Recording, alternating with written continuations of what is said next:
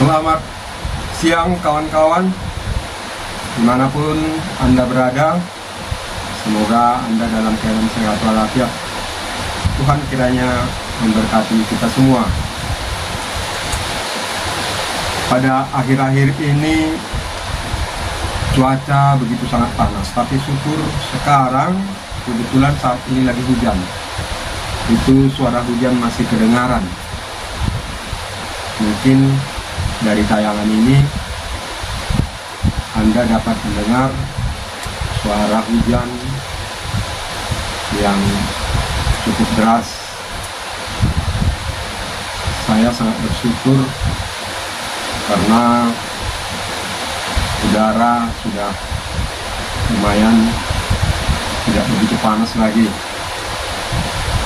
seperti hari-hari yang lewat. Luar biasa, di mana-mana kita akan merasa kepanasan.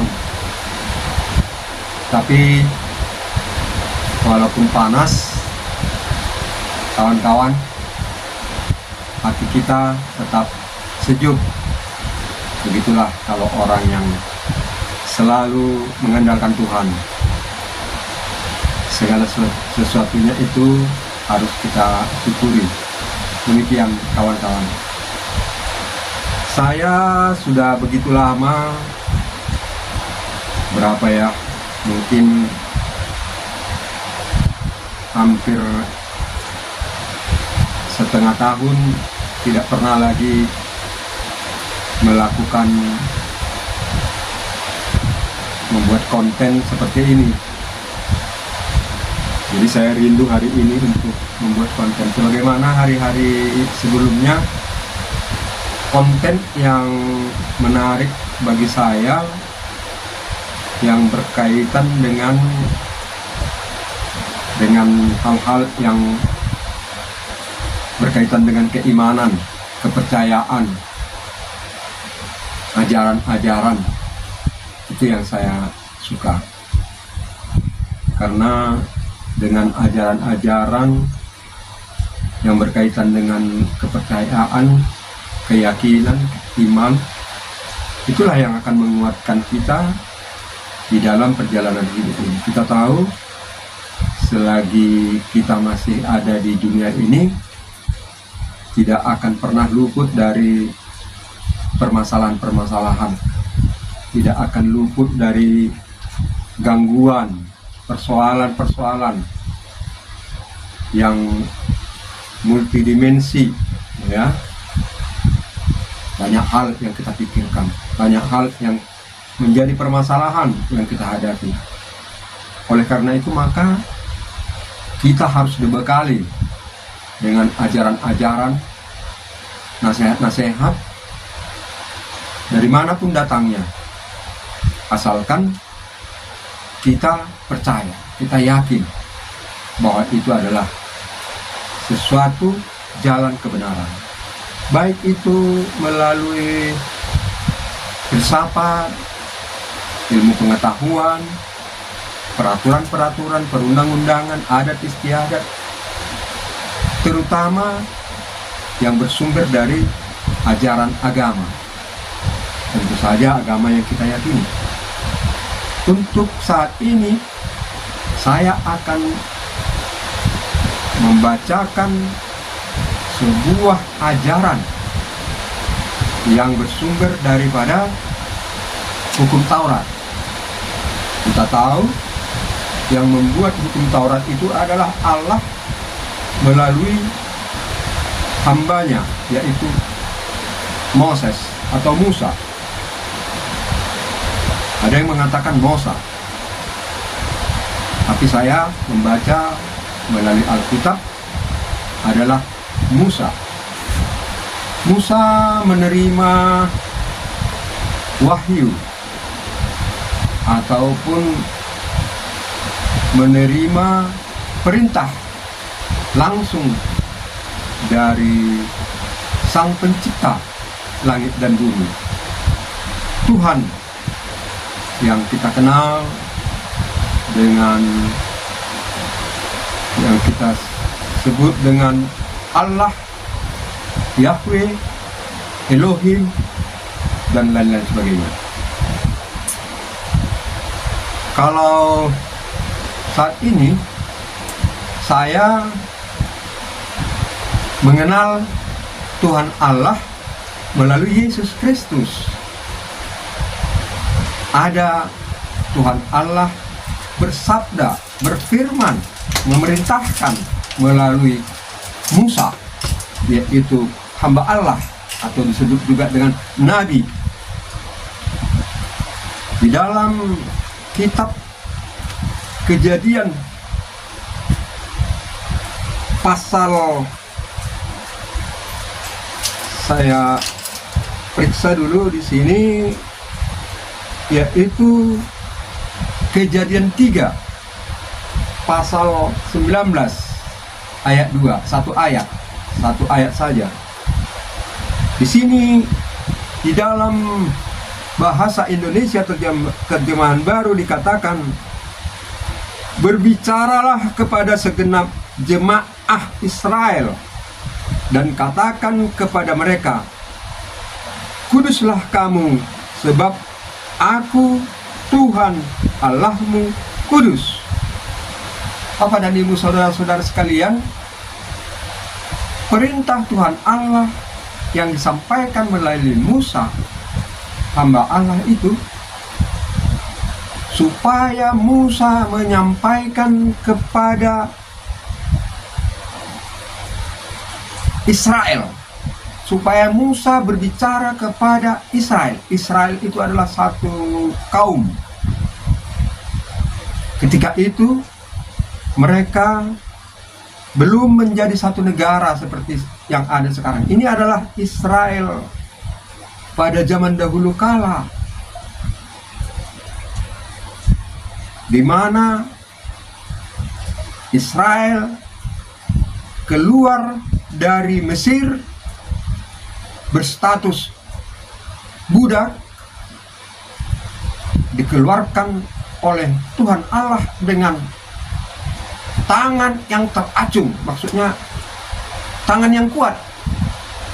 Allah mengeluarkan bangsa Israel dari perbudakan Fir'aun, perbudakan Mesir. Di dalam perjalanan dari Mesir menuju tanah perjanjian, yaitu tanah yang dijanjikan oleh Tuhan Allah kepada Israel. Di perjalanan Tuhan Allah memberikan bimbingan dan pengajaran kepada kawanan atau jemaah Israel. Hai Musa, berbicaralah kepada Israel, hendaklah kamu kudus, sebab aku Tuhanmu adalah kudus. Bapak dan Ibu, saudara-saudara sekalian, kudus harus kita artikan sesuai dengan iman kekristenan. Mungkin kurang pas ya, sesuai dengan ajaran yang ada di dalam Alkitab. Begitu lebih tepatnya, karena pada zaman Musa itu belum ada lagi istilah Kristen. Jadi kudus itu harus kita artikan sesuai dengan maksud Tuhan Allah di dalam ajaran yang ada di dalam Alkitab. Apa itu kudus? Kalau istilah kudus ini diartikan dalam keyakinan orang lain mungkin berbeda dengan keyakinan yang ada di dalam ajaran di dalam ajaran Alkitab.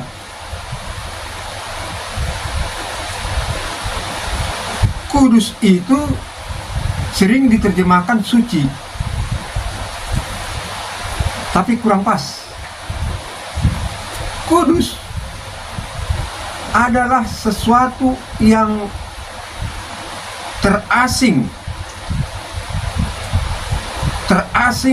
dari perbuatan dosa, itu maksudnya. Terlepas dari perbuatan dosa, terlepas dari hal-hal dosa. Itulah kudus. Itulah kudus dalam pengertian nats yang kita bicarakan ini. Segala sesuatu yang terlepas dari dosa itu bisa digunakan atau bisa berhubungan dengan Tuhan Allah. Artinya karena Tuhan Allah itu adalah kudus, maka supaya bisa berkomunikasi dengan Tuhan Allah itu harus juga kudus. Artinya Tuhan Allah itu terlepas dari dosa, artinya tidak ada dosa di dalamnya, maka segala sesuatu harus kudus, artinya terlepas dari dosa untuk berhubungan dengan Allah. Maka dituntut, diminta kepada Israel agar menjadikan dirinya terlepas dari dosa. Dosa adalah perbuatan-perbuatan yang bertentangan dengan apa yang diajarkan oleh Tuhan Allah. Dosa adalah segala sesuatu yang tidak berkenan kepada Tuhan. Apabila manusia melakukan dosa, maka manusia itu tidak berkenan kepada Allah dan tidak mungkin bisa berkomunikasi dengan Tuhan Allah. Justru itulah kawan-kawan, makanya hamba Allah yaitu Musa selalu menjaga dirinya agar selalu tahir. Tahir, tidak mau dekat dengan hal-hal yang kenajisan. Bapak dan Ibu, saudara-saudara sekalian, apa yang diperintahkan oleh Tuhan Allah ini adalah kepada Israel sebagai umat pilihan Tuhan. Apakah kita yang bukan Israel dalam arti fisik juga harus melakukan kekudusan itu? Ini menjadi masalah. Tidak ada satu orang pun manusia yang dapat melepaskan diri dari belenggu dosa. Itu banyak dikatakan di dalam ajaran-ajaran kekristenan. Sekarang kita beralih kepada ajaran kekristenan. Tidak ada satu orang pun yang bisa terlepas dari belenggu dosa. Sebenarnya kalau melakukan hukum Taurat itu, kita tidak dapat berkomunikasi dengan Tuhan Allah, karena kita manusia yang sudah tercemar oleh kuasa-kuasa dosa. Sedangkan tadi dikatakan apabila berkomunikasi dengan Tuhan Allah itu harus kudus, tidak ada dosa di dalamnya. Hanya orang yang kuduslah yang bisa berkomunikasi dengan Allah. Justru itulah, karena manusia itu tidak dapat melakukan hukum Taurat secara murni, Tuhan Allah melihat itu. Makanya karena begitu besar kasih Allah akan dunia ini, termasuk manusia-manusia ciptaannya itu, makanya diutusnya Tuhan Yesus Kristus untuk datang ke dunia menebus dosa manusia. Dari siapakah manusia itu ditebus? Manusia ditebus kepada Allah melalui kesengsaraan yang diderita oleh Tuhan Yesus sampai kepada mati di kayu salib. Mati di kayu salib sebagai korban yang suci, yang tidak bernoda, tidak bercacat. Itulah yang dipersembahkan kepada Tuhan Allah, dan Tuhan Allah berkenan kepada persembahan itu. Itulah menjadi penebus dosa bagi orang yang percaya. Karena barang siapa yang percaya kepada Yesus Kristus sebagai Tuhan dan Juru Selamat, maka kepadanya diberi kuasa untuk menjadi anak-anak Allah.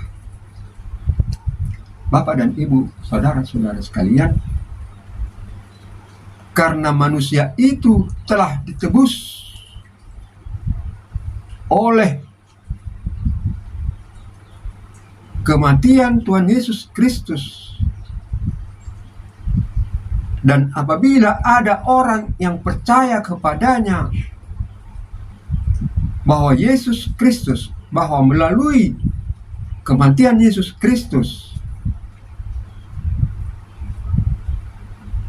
yang dipercaya sebagai Tuhan dan Juru Selamat, maka dia akan diselamatkan dan bahkan beroleh kuasa untuk menjadi anak-anak Allah. Menjadi anak-anak Allah yang beroleh kehidupan kekal. Bapak dan Ibu sekalian, ini cerita terlalu panjang nanti. Saya sudahkanlah sampai di sini. Semoga bermanfaat bagi kita semua. Tuhan Yesus memberkati kita. Shalom.